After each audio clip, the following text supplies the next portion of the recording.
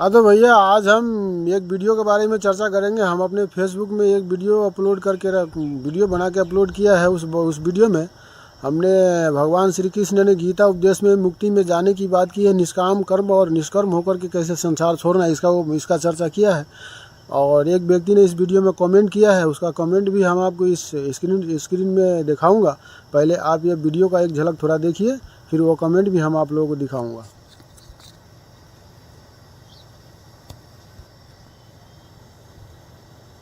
उसमें हमने ये चर्चा किया नहीं। अच्छा तो मित्रों आइए, भगवान श्री कृष्ण ने गीता उपदेश में मुक्ति के बारे में कुछ बताया है, हम इस वीडियो में चर्चा करने की कोशिश करेंगे। वैसे मुक्ति का एक वीडियो हमने बना के रखा है, क्या क्या उपाय है। या शाकाहारी है तो गले में मार्ग पर चल के कर्म करना है तो नहीं कर सकता है। हम लोग तक जो मानव हम वीडियो बनाना बंद करने वाले थे थे, लेकिन जैसे ही हमारे गांव के किसी महान व्यक्ति ने बताया कि तुम्हारा वीडियो अच्छा लगता है तो हौसला बढ़ गया। अब जब तक जीवन सलामत रहेगा कोई ना कोई जानकारी हासिल करके वीडियो बना के देता रहूँगा और आप लोग देखिएगा जिसको भी अच्छा लगता है। हाँ तो भैया आप लोगों ने देखा है वीडियो। अब ये व्यक्ति जो कमेंट किया है उसका कमेंट देखिए। हम वो कमेंट भी हम ये स्क्रीन पर दिखा रहा हूँ। ये व्यक्ति ने पहला कमेंट किया है कि भगवान कहाँ मिलेगा, कतार, सऊदी, नेपाल, मलेशिया बता सकते हैं। मतलब तुम कोई छोटे बच्चे नहीं हो। ये जो सऊदी, कतार, मलेशिया या नेपाल का बात किया है तो नेपाल का चर्चा तो बाद में करेंगे, पहले सऊदी, कतार या मलेशिया का बात करते हैं। भैया सबसे पहले हम ये बता दूं कि तुम ये जो है ना, ये वीडियो तुमने पूरा नहीं देखा है। आधे अधूरे वीडियो देख के तुमने कमेंट किया है, क्योंकि हमने इस वीडियो में भगवान को खोजने की बात ही नहीं की है, सिर्फ मुक्ति में जाने की बात किया है। पूरी वीडियो नहीं देख के, और देखा भी है तो भैया वीडियो ध्यान से नहीं देखा। आधी अधूरी वीडियो अच्छा से नहीं देख के तुमने कमेंट किया है। भैया हम तुमको ये बता दूं कि सबसे पहले तो हमारा सभी वीडियो तुमने नहीं देखा, आधी अधूरी वीडियो देखा है। कई वीडियो में हमें बता चुके हैं कि हम कोई बहुत बड़ा ज्ञानी, बहुत बड़ा संत या कोई बहुत बड़ा महात्मा नहीं है। हम तो अज्ञानी और मूर्ख है। कथा में जो सुनता हूँ, पुराण में जो सुनता हूँ, वही लोगों के साथ शेयर करने की हम कोशिश करता हूँ। और फिर भी तुमने पूछा है, हम धर्म में रुचि रखते हैं तो जितना हमसे जितना सक्षम होगा उतना हम जवाब देने का प्रयास करते हैं। हमारे वीडियो देखकर ये व्यक्ति ने पहला कमेंट किया है, भगवान कहाँ मिलेगा, कतार, सऊदी, नेपाल, मलेशिया बता सकते हैं। तो भैया हम तुमको एक बात बता दूं कि इस मृत्युलोक में मनुष्य के जीवन में साक्षात भगवान साक्षात रूप से कहीं नहीं मिलेगा, क्योंकि सृष्टि बनाने वालों ने ऐसा नियम ही नहीं बनाया है कि कलयुग में कोई मनुष्य कलयुग में कोई मृत्युलोक के मनुष्य साक्षात किसी महाशक्ति का या किसी देवी देवता का दर्शन कर सके। सतयुग, त्रेता, द्वापर, इन 3 युग में जो मृत्युलोक के मानव होते हैं अपने अच्छे कर्म से तपस्या वगैरह करके भगवान का या किसी देवी देवता का साक्षात दर्शन कर सकता है। लेकिन कलयुग में सभी महाशक्ति और सभी देवी देवताओं ने मिलकर ऐसा विधान बनाया है कि कलयुग के मानव को कोई भी देवी देवता या कोई भी महाशक्ति साक्षात दर्शन देने नहीं जाएंगे। तो भैया इस मनुष्य जीवन में चाहे या किसी भी मनुष्य जीवन में कलयुग में तो तुमको साक्षात कहीं भगवान का दर्शन किसी भी जगह पर नहीं होगा। हाँ, लेकिन जो अच्छे कर्म करते हैं, भगवान में रुचि रखते हैं, सनातन धर्म में, सनातन भगवान में, और जो भजन भक्ति में जुड़े रहते हैं, साधुओं का संगत करते हैं, ब्राह्मण का सेवा करते हैं, उनको भगवान स्वप्न में ज़रूर मिलता है। और भगवान हमको स्वप्न में मिला है कि नहीं मिला है ये भी हम तुमको आगे बताऊंगा। जो तुमने कमेंट किया उसके जवाब में बताऊंगा। तो ये तो हो गया तुम्हारा पहला कमेंट का जवाब। और नेपाल का बात, मतलब सऊदी, कतार, मलेशिया में तो भगवान नहीं मिलते हैं, और इन सभी जगह पर लोग भगवान को खोजने जाते भी नहीं हैं, क्योंकि भगवान को खोजने जो जाते हैं उनको मालूम है सऊदी, कतार, मलेशिया में भगवान नहीं मिलेगा, क्योंकि इन सभी देशों में सनातन धर्म, सनातन भगवान जैसा, सनातन सोसाइटी जैसा कोई नामो निशान नहीं है। ये सब मुस्लिम का देश है, यहाँ पर हिंदू का कोई मान्यता नहीं है। इसलिए सऊदी, कतार, मलेशिया में लोग भगवान को खोजने नहीं जाते, यहाँ लोग पैसे कमाने जाते हैं। पता नहीं ये बात तुमको मालूम है कि नहीं है, तुम कोई छोटे बच्चे नहीं हो, तुमको मालूम होना चाहिए। सऊदी, कतार या मलेशिया में लोग भगवान को खोजने नहीं जाते, यहाँ लोग पैसे कमाने जाते हैं।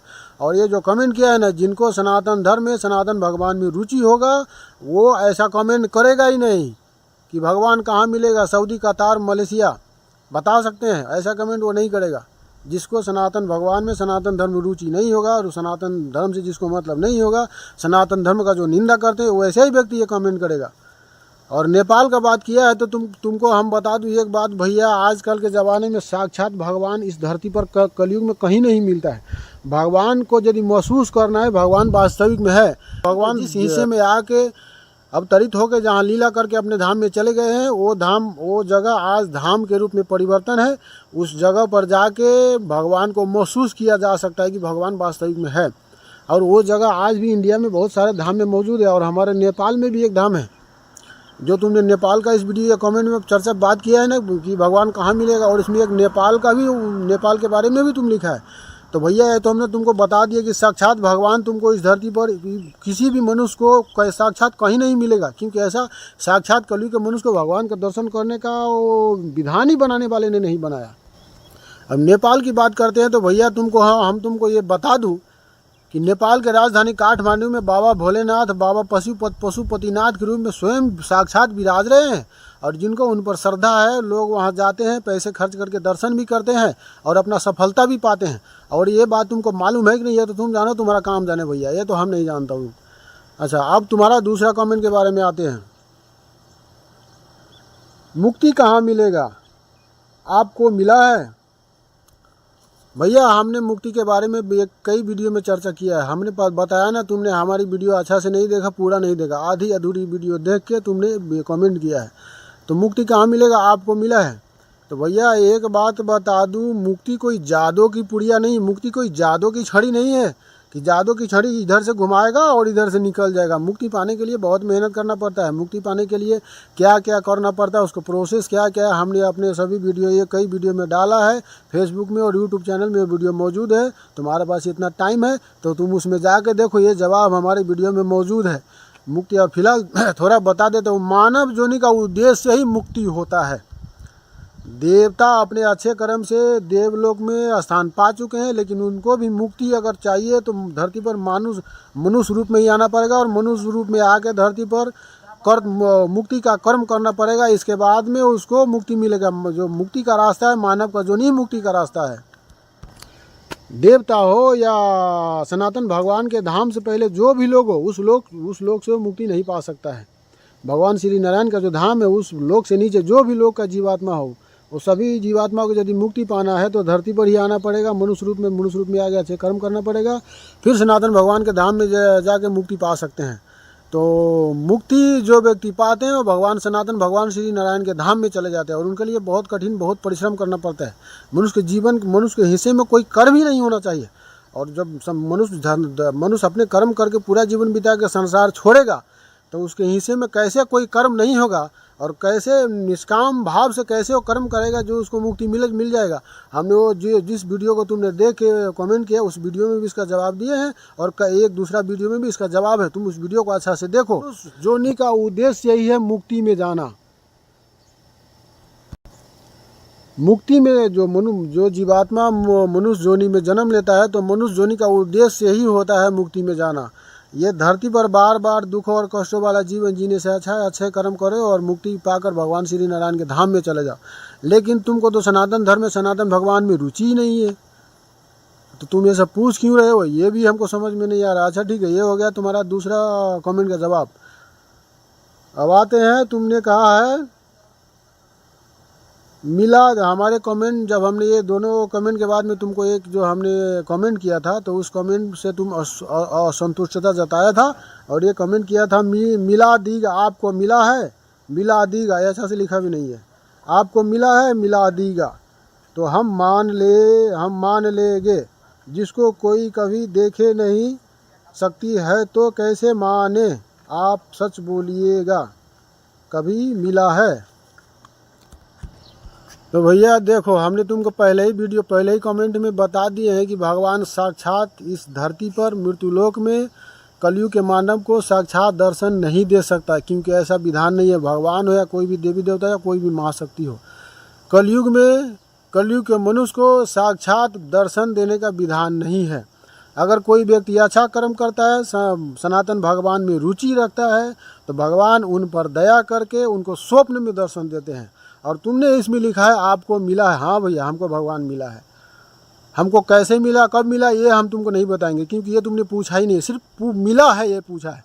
तो भैया तुम्हारे हम ये बात तो हम किसी वीडियो में चर्चा करना नहीं चाहता था, मगर तुम्हारे कमेंट की वजह से हम इस बात को इस वीडियो में मतलब लीक कर रहा हूँ कि भगवान हमको एक बार नहीं कई बार मिला है। भगवान श्री नारायण का दर्शन हमने स्वप्न में कई बार कर चुके हैं, एक बार नहीं कई बार कर चुके हैं। भगवान श्री नारायण कृपा करके उन्होंने कई बार हमको स्वप्न में दर्शन दे चुके हैं। और माता दुर्गा का, भगवान शिव शंकर का भी हम इन सभी महाशक्ति का दर्शन स्वप्न में कर चुके हैं। और किसी भी साधु संत या किसी भी कोई भी भक्त को यदि अच्छे कर्म करता है, कितना भी अच्छा कर्म कर ले, भगवान को उस पर दया आएगी तो इस कलयुग में स्वप्न में ही दर्शन देंगे, साक्षात दर्शन देने का विधान नहीं है। तो ये तुम्हारा ये तीसरा कमेंट का जवाब है। और भैया तुमने इसमें लिखा है मिला दीगा तो हम मान लेंगे, जिसको कोई कभी नहीं देखा शक्ति है तो कैसे माने। अब भैया एक बात बताओ, भगवान को यदि भगवान को तुमको पाना है, सनातन भगवान के शरण में जाना है, उनको पाना है, तो सबसे पहले किसी गुरु का आश्रय लेना होगा, किसी पुण्यात्मा संत महात्मा को गुरु बनाना पड़ेगा। और वो भगवान के शरण में जाने के, भगवान को पाने का जो मार्ग है वही गुरु तुमको बताएगा। सिर्फ गुरु तुमको मार्ग बता सकता है, मार्ग दर्शन कर सकता है, मतलब बता सकता है, रास्ता बता सकता है। कोई भी गुरु तुम्हारा हाथ पकड़ के साक्षात भगवान के आश्रम में, भगवान के शरण में नहीं ले जा सकता, क्योंकि ऐसा नियम ही नहीं है। कलयुग के साधु, कलयुग के कोई भी साधु मन सके, दूसरे युग के जो साधु संत महात्मा होते थे, अपने तपोबल से, अपनी शक्ति से भगवान के साक्षात दर्शन करा सकते थे। लेकिन अरे भैया कोई तुमको रास्ता बता सकता है। हमने कहा ना, भगवान को हासिल करने के लिए, भगवान के शरण में जाने के लिए तुमको किसी पुण्यात्मा संत महात्मा को गुरु बनाना पड़ेगा और उससे पूछना पड़ेगा, वो तुमको रास्ता बता सकता है। उस रास्ते पर तुमको चलना पड़ेगा और काफ़ी लंबे समय लगता है इसमें। 1-2 घंटे का, 1-2 दिन का काम नहीं है। जिसको तुम गुरु बनाओगे, सच्चे पुण्यात्मा को, संत महात्मा सच्चे संत महात्मा को, वो तुमको रास्ता बताएगा भगवान के शरण में जाने का, भगवान के पास जाने का क्या उपाय है, उस उपाय को अपनाना पड़ेगा, अपने जीवन में उतारना पड़ेगा, फिर भगवान को तुम पा सकते हो। जैसे हमने बताया, फिलहाल एक भूमिका तुमको हम इसमें देता हूँ। जैसे तुमको किसी सामान का ज़रूरत है, कोई व्यक्ति वो सामान लेके कहीं से आ रहा है खरीद के, तुम उसको कहोगे भैया ये सामान हमको भी ज़रूरत है, कहाँ से लाए हो? तो फलाने जगह से लाए हैं। तो भैया हमको भी ज़रूरत है, तुम मान दो ना। तो वो कहेगा नहीं भैया हम तुमको रास्ता बता देते हो, फलाने जगह मिल रहा है, तुम जाके ले लो। कोई भी व्यक्ति किसी वस्तु को पाने के लिए रास्ता बता सकता है, हासिल तो तुमको अपने मेहनत और अपने बलबूते पर ही करना पड़ेगा। इसीलिए यदि तुमको भगवान को देखना है, उनको पाना है, तो किसी पुण्यात्मा संत महात्मा को गुरु बनाना पड़ेगा और उन्हीं से पूछना पड़ेगा कि भगवान को तुम कैसे पा सकते हो, और जो बताएगा रास्ता, उसी रास्ते पर चल के तुमको पाना पड़ेगा। और एक बात तुम्हारी जानकारी के लिए बता दूँ भैया, छोड़ो ना, जो तुमने पूछा है उसी का जवाब हम इसमें देंगे, जो तुमने नहीं पूछा है उसका जवाब, ऐसा कोई चर्चा हम इसमें नहीं करेंगे। तो यदि तुम भगवान को पाना चाहते हो, भगवान की शरण में जाना चाहते हो, तो किसी पुण्यात्मा संत महात्मा को गुरु बनाओ और संत महात्मा का, ब्राह्मण का सेवा करो। और वो गुरु जो तुम्हारा आज्ञा देता है, जिस हिसाब से चलने को कहता है सनातन धर्म के गुरु, उस हिसाब से चलो, ऐसे मार्ग को फॉलो करो, तुमको भगवान जरूर मिल जाएगा।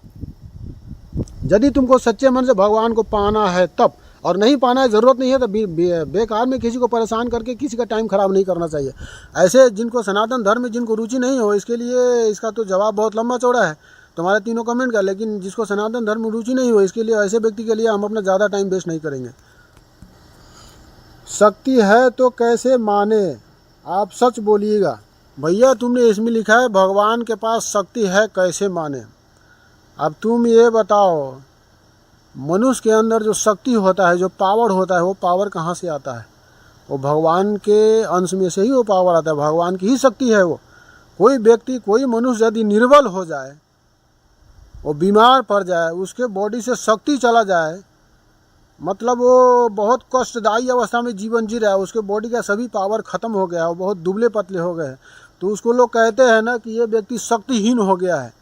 अरे भैया, जब भगवान का शक्ति है ही नहीं तो ऐसे दुर्बल निर्बल व्यक्ति को शक्तिहीन क्यों कहा जाता है? ये वर्ड तुमने भी कई बार यूज़ किया होगा।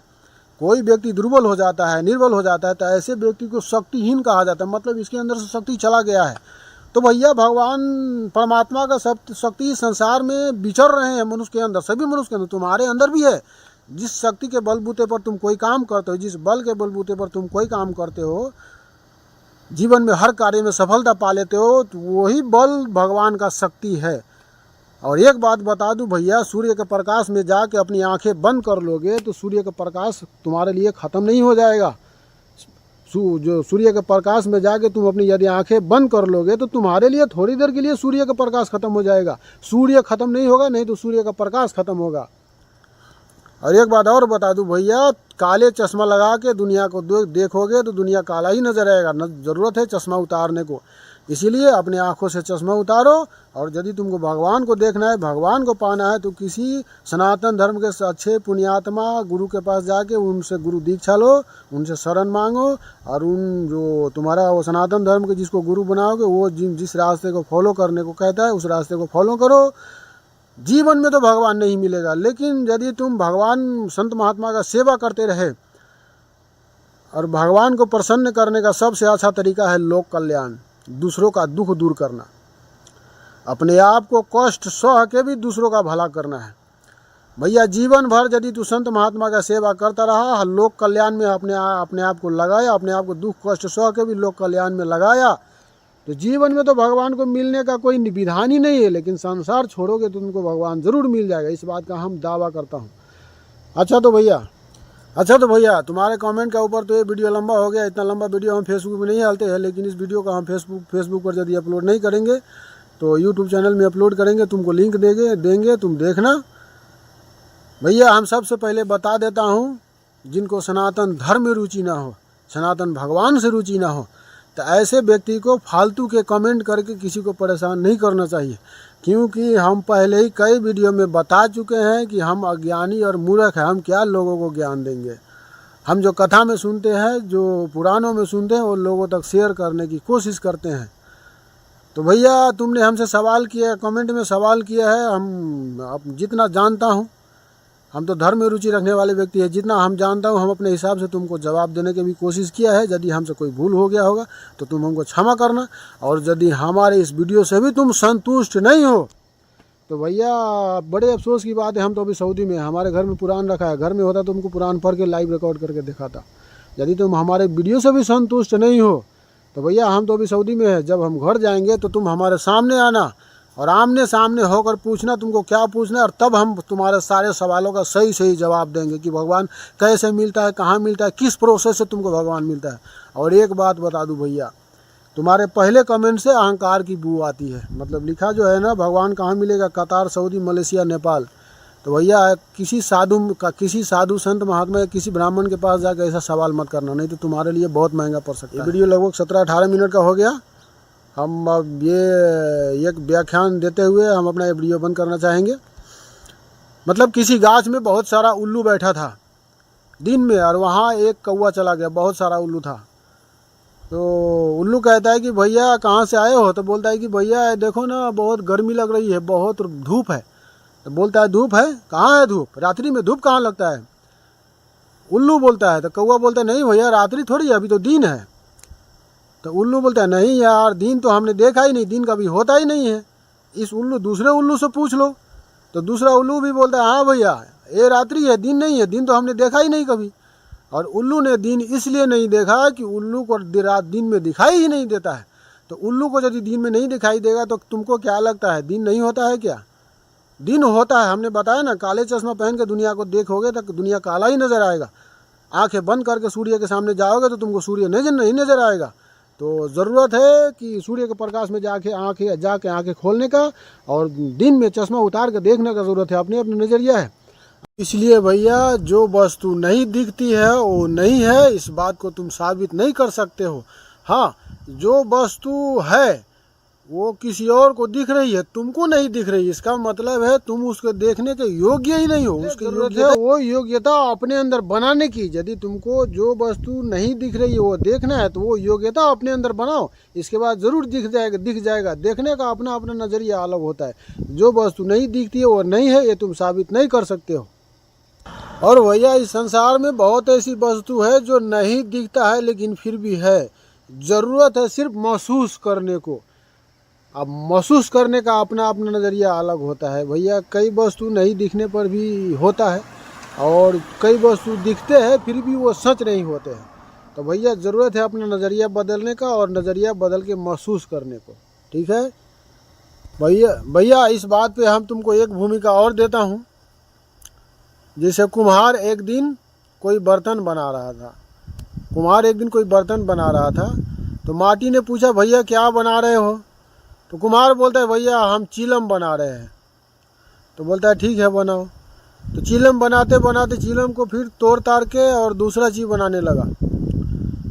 उन्होंने अपना विचार बदल दिया। तो भैया मिट्टी फिर से पूछा भैया क्या हुआ, क्या बना रहे हो? तो बोलता है भैया हम चिलम नहीं बनाएंगे, हम वो मटका बनाएंगे, मटका पानी रखने वाला घड़ा बनाएंगे। तो बोलता है क्यों, पहले चिलम बना रहा था, अभी घड़ा क्यों बनाओगे?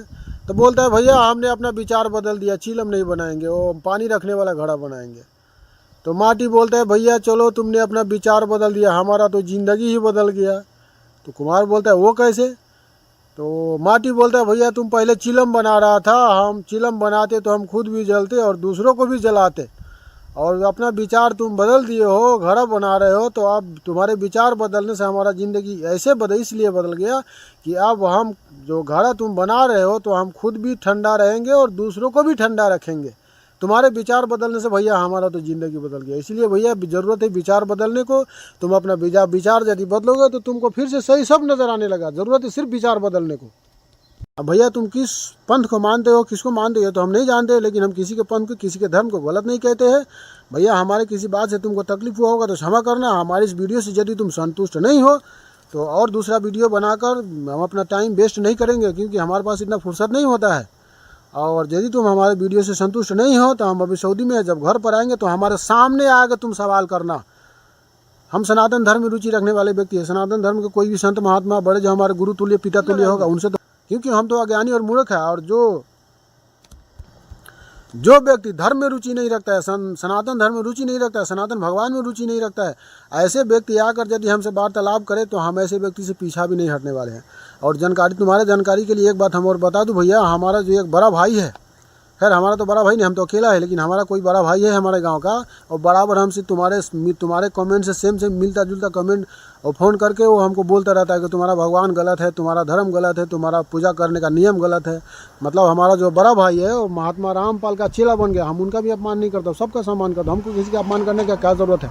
हम अपने जगह पर सही है और रामपाल का चेला वो अपने जगह पर सही है, लेकिन हम उनको नहीं मान सकता हूँ। वो कई बार हमको बोला हमारे आश्रम में चलो, हमारे गुरु रामपाल को मानो। हमने कहा नहीं भैया, तुम्हारा भगवान रामपाल जो भी है तुम्हारे जगह सही है, लेकिन हमारे लिए वो गलत है। हम उनके आश्रम में, हम उनका चेला बनने को भी नहीं जाएंगे।